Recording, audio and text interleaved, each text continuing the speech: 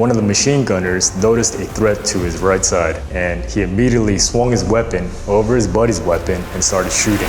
Now, that's not recommended to do. Hello, Lieutenant Ken Reed from ROK SEAL here. I'm a former ROK Navy SEAL, and my experience includes being an SDV operator, Special Missions Unit, U.S. Navy SEAL training, came back to do the Naval Special Warfare Officer in Charge, and after my military experience, I was able to do some government work with the Department of State, also the United Nations, and right now I am the CEO of ROK SEAL. We do consulting for the military and for law enforcement. My combat experience includes Somalia, Iraq, and recently Ukraine. I was one of the first international operators to set foot on the battlefield. And when President Zelensky asked for international support, I didn't hesitate one bit. Packed my bags, went over to Ukraine, and I was tasked with leading a special operations unit under the Defense Intelligence of Ukraine. So I was very fortunate to operate in diverse environments. Somalia was very different than Iraq. Iraq was very different than Ukraine. So I'm happy to do this review, and we'll see how realistic these action scenes are.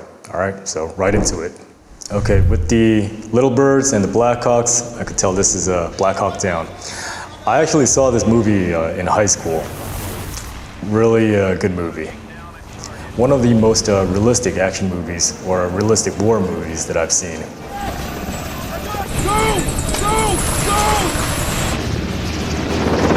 All right, so here we have Rangers fast roping from a Black Hawk. Fast roping is different than rappelling. Now, one point to note in this scene is that the guys that are doing the fast roping, they are not actors. This scene right here, when they're fast roping from a helicopter, is actually done by real soldiers. So good job on the real soldiers for doing the scene for the movie. Now, the rest of the scenes, they're done by the actors.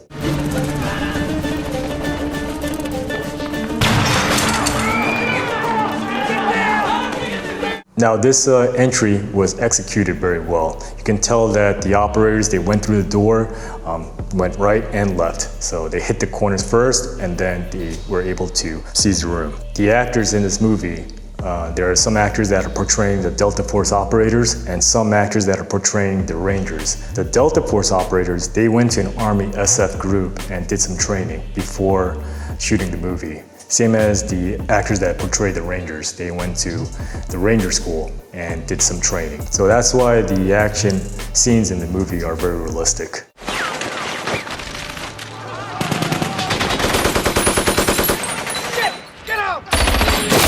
One of the machine gunners noticed a threat to his right side, and he immediately swung his weapon over his buddy's weapon and started shooting. Now, that's not recommended to do. It could be a safety violation. However, in this situation, he made the right call. It was a very sudden situation that occurred. You have guys about to shoot you from the right side, and we weren't watching the right side. Yeah, that's what you gotta do sometimes. If I'm the one that saw it, I'm gonna go and shoot the bad guys as fast as possible, because the guy to my right didn't catch that threat. What I just tell you? I swear to God, you do that. And by doing that, his buddy ended up having hearing problems. This is why today, ear protection is so paramount. And the hearing protection nowadays is very good. It not only amplifies quiet sounds, it protects you from loud sounds. So very sophisticated equipment. And it's also my comms system. Hey! You okay? Nelson, you all right? What? In this situation, it appears that he didn't have any hearing protection, which is a bad choice because he is a machine gunner. Machine guns could be very loud.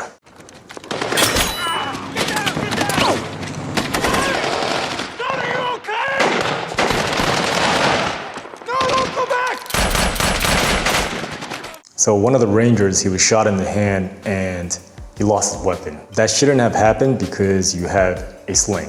And that's why the sling is so important, because if you were to get shot in the hand, you don't want to lose your weapon. One of my missions when I was in Ukraine, and this is actually on my YouTube channel, one of our rocket operators, he had an N-law. He lost it and also lost his long weapon. Upstairs. Let's go. They're firing up there, man. If anything, I got you. Go. I need to get my rifle, man. I need to get my rifle. So Yeah, it happens sometimes, but it shouldn't happen.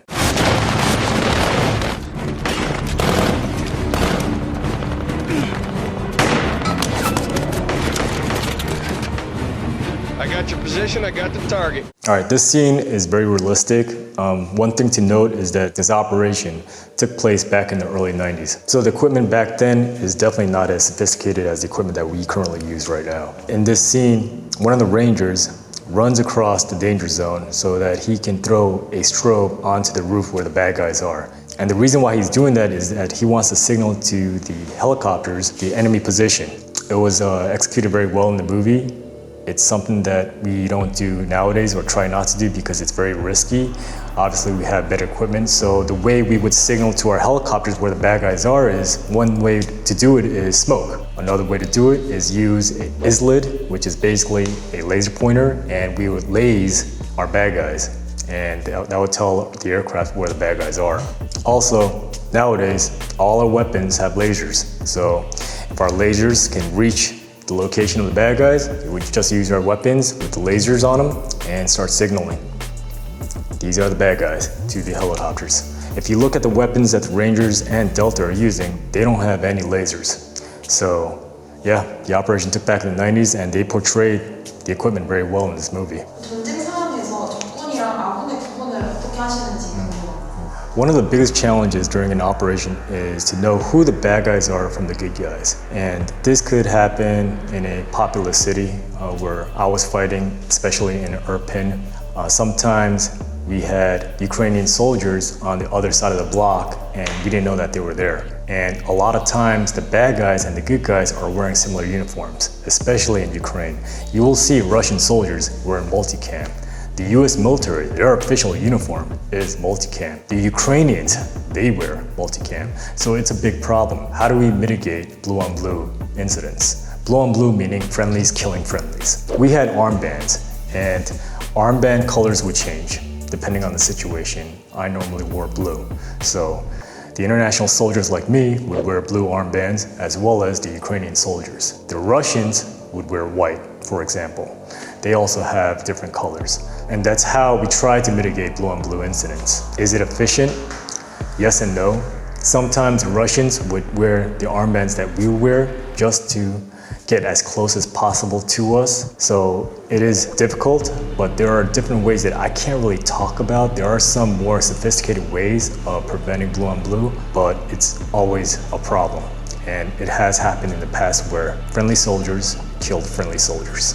So me personally, I was actually very concerned more about blue on blue incidents because war in Ukraine was very chaotic, and within a span of just 2 weeks, I was almost killed 4 times, 4 different incidents. Get down! Get down! Get out, lady! Don't you do it! What are you doing? Damn, do it! Okay, this scene is also very realistic. They tell a civilian to get down. The civilian doesn't respond and goes for a weapon. The soldiers, they are reluctant to shoot, but this does happen on the battlefield. That's why you have to treat these people as unknowns until they pick up a weapon. And as soon as an unknown picks up a weapon, well, that person is no longer an unknown, but a hostile threat. And that's exactly what happened here. Okay, so Black Hawk Down, very well-made movie, very realistic, even though it was made back in the day. And I would give this an A for realism. The next movie is Sicario, Sicario 1, and this was also a very entertaining movie. Okay, this scene was actually pretty cool. What you have here is you have Delta operators in a convoy. Their mission was to extract a prisoner from Mexico, get him over the border. Bring your window down. This operator here, next to the FBI agent, just literally flagged the FBI agent. Flagging meaning that he takes his weapon and he just basically aims at the FBI agent's head. He didn't intend to, he just wanted to rotate the weapon so that he could get it on target, but in doing that, he just flagged the FBI agent's head. Gun left. What are the rules here? What they do? If they get out? Okay, so this scene I didn't quite understand because If you have a convoy of Chevrolet Tahoes, SUVs, government SUVs, and they're not bulletproof, I didn't really get that. You'll see that in this scene, the glass breaks, right? And these operators, they're actually aiming through the glass. You wouldn't do that if you were in a bulletproof vehicle. Normally, these Chevy Tahoes, government vehicles, would be D6 armored vehicles. Also, the CIA operator in the passenger seat, if you look at his weapon, okay, you can see that his bolt is locked to the rear, okay? That was not caught in the editing. Very amateur mistake. If you're ready to shoot, your bolt carrier should be in the forward position, not locked to the rear. If it's locked to the rear and you have no round in there, yeah, your weapon's not ready to go. So that's a big mistake in the movie. Get out of the car. The operator tells the FBI agent to get out of the car. So he wants basically everybody to get out of the car. And if you look closely, even the drivers get out of the car. This is a big mistake. This mission is to extract a prisoner and get him over to the US. So that is the primary mission, not to take these gang members down. But if the convoy has enough guys, as if like the president's motorcade has a CAT team trailing, those assaulters, they can go after the gang members, but you would still have to have your drivers in the vehicles ready to go, okay? Because the primary mission is extraction.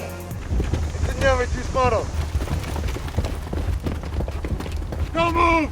I like how the operators made the L shape around the vehicles. That's called trapping, and that's normally how we would do containment, whether it's a vehicle or a building or a house, whatever. No! Compass. So in an extraction mission like this, one would argue no one should get out of the vehicle. The mission is just to get the prisoner over the border. But we also have to think about what the enemy can do to the convoy. If we were stuck in a traffic situation like this and the enemy had explosives or rockets or grenades, that can defeat a B6 armored vehicle. Now in this situation, they weren't armored vehicles, they were soft-skinned vehicles. So yeah, they would have to get out of the vehicle and try to contain the situation. If we had B6 armored vehicles, would we have gotten out? It would have to be situational dependent. So if it was my team and we knew the bad guys might have something like RPGs, we would probably get out if we had the drop on them. But not everybody. We would have drivers ready to go. We would just have a assault element, try to contain the problem and to get back with us and to exit the scene. Suelta la pistola. Tírela. ¿Ah? ¡Quieren morir!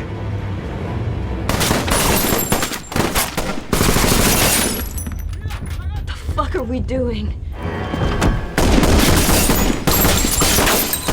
The operators, they got out of the vehicles and they went over to their targets, had their weapons trained on them, and as soon as the bad guys went for their guns or tried to aim, the operators took them out.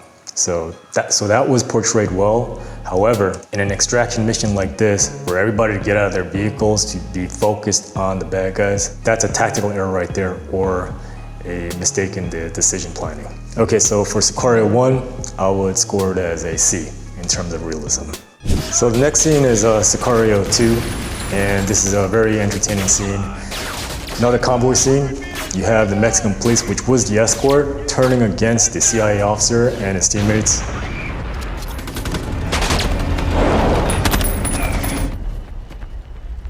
And here, unlike Sicario 1, they're actually in an armored vehicle.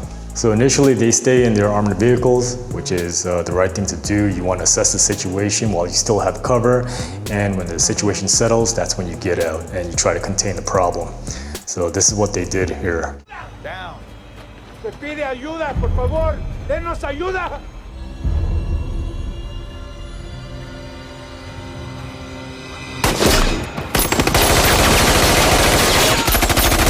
So when they confront the Mexican police, there's two ways to do it. Basically, they were online, and the other way would trap them in an L. So in this situation, when they're online, each man should be trained on an opponent. So that way you can fire before they do. And that's very critical in this kind of situation. In this scene, the Mexican police fired first, and they were able to react quickly enough to take down all the Mexican operators. So that's Sicario 2. It was a tough situation for the guys being stabbed in the back. They were able to neutralize the situation because they had enough support, and it was portrayed well. I'd give it a B overall. The next scene would be Zero Dark 30. This movie was actually done very well. They got a lot of support from former CIA officials. It was pretty realistic. Khalid! Khalid! You know, doing call-outs. Call-outs is actually a tactic that we do. Basically, it's calling the bad guys out. Before we enter, we call them out. Why do we do that? Because it's safer. It's not always the best decision to just go blazing in. Sometimes we would call them out and give them the chance to surrender. Khalid!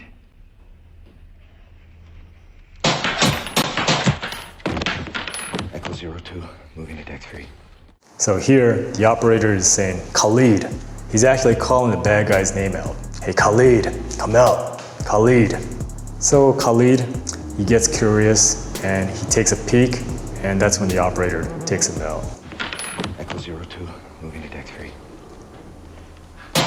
And usually, shots are controlled shots, meaning that we try to take as accurate shots as possible. You can see in the scene that when the bad guy falls, the operator takes another shot. Why does he do that? To make sure he's dead. It's not always efficient to check everybody, every dead body, to do the searches. Sometimes you're on a time-sensitive mission. Yeah, you don't have time to search everybody, and that's why we do these finishing shots. Osama! In this scene, now the operator is calling Osama. Okay, so he's calling the terrorist first name out, Osama. Come out.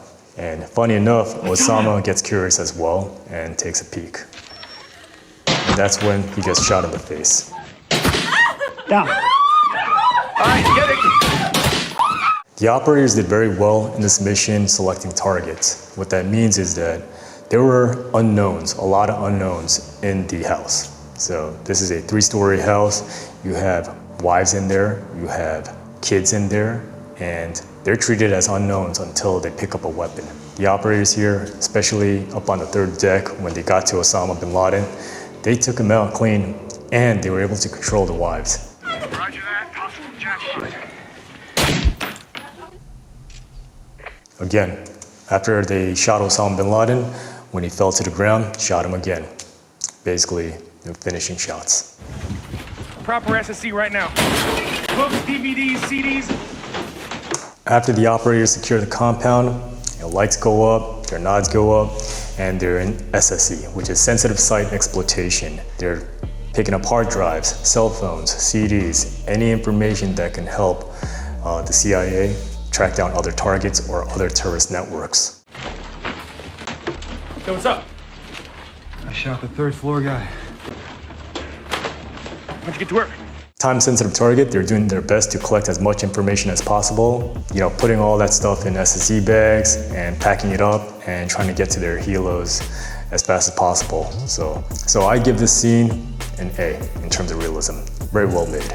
This next movie is 13 Hours, also very well made. I believe Michael Bay was the director. What is the CIA doing? You think they don't know we have night vision? GRS. I want everybody to know.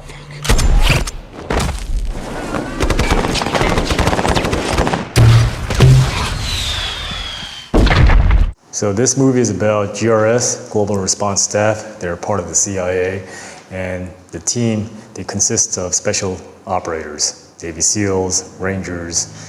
Firing at us! 17 fed my ass.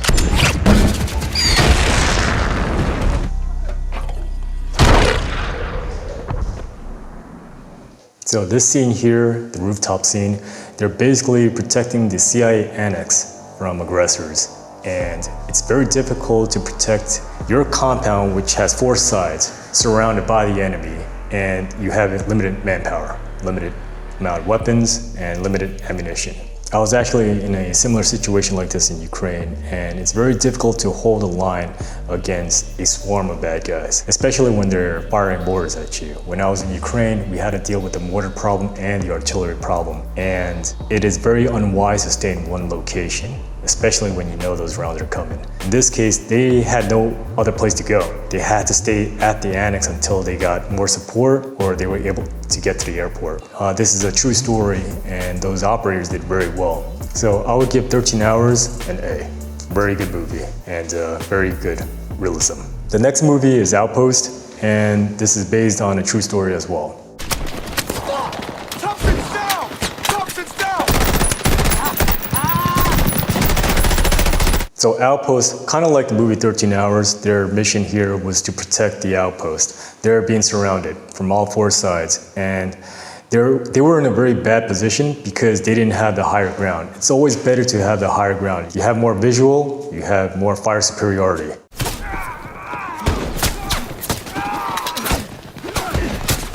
So this was a bad situation for the US soldiers. They were very heroic in what they did. They were able to defend the outpost long enough so that most of them could survive. I believe one of the actors in the movie was actually one of the soldiers from that experience. So he did a lot of the consulting, and he made sure that the movie would be portrayed realistically. So very well done, and I would give this an A.